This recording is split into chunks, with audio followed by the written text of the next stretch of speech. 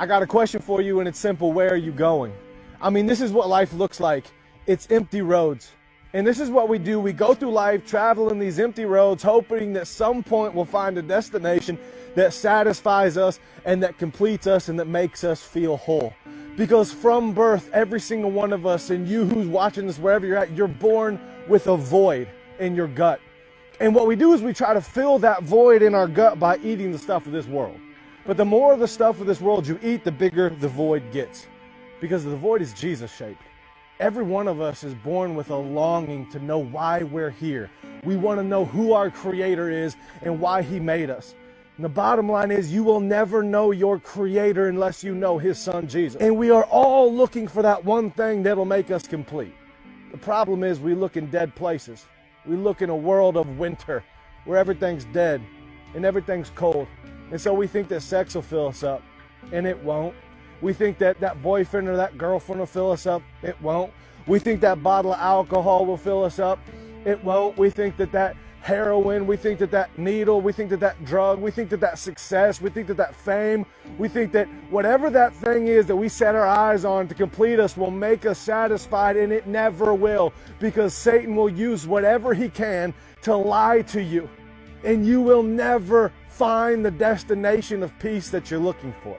The only thing in this life that will fulfill you, the only thing that will complete you is Jesus. Jesus says, I am the bread of life. I am living water. If you consume me, if you just have me instead of the world, I will complete you. The bottom line is this, man, you don't have to travel empty roads anymore. You don't have to travel looking for a destination that you're never going to find apart from Jesus.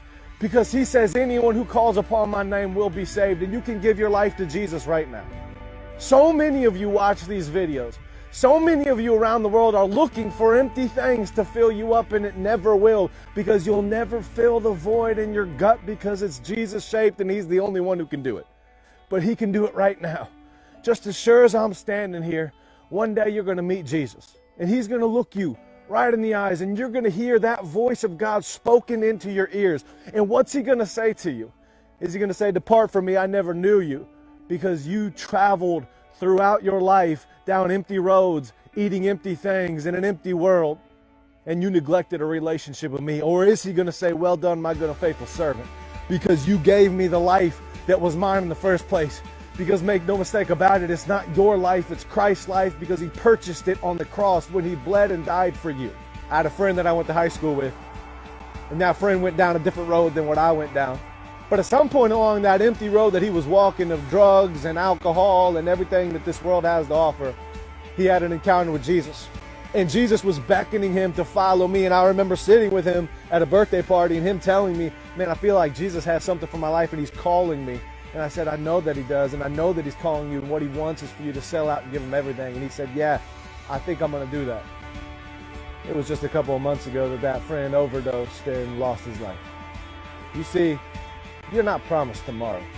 You're not promised next month, and you're not promised next year. And Jesus isn't saying stop walking empty roads and follow me tomorrow.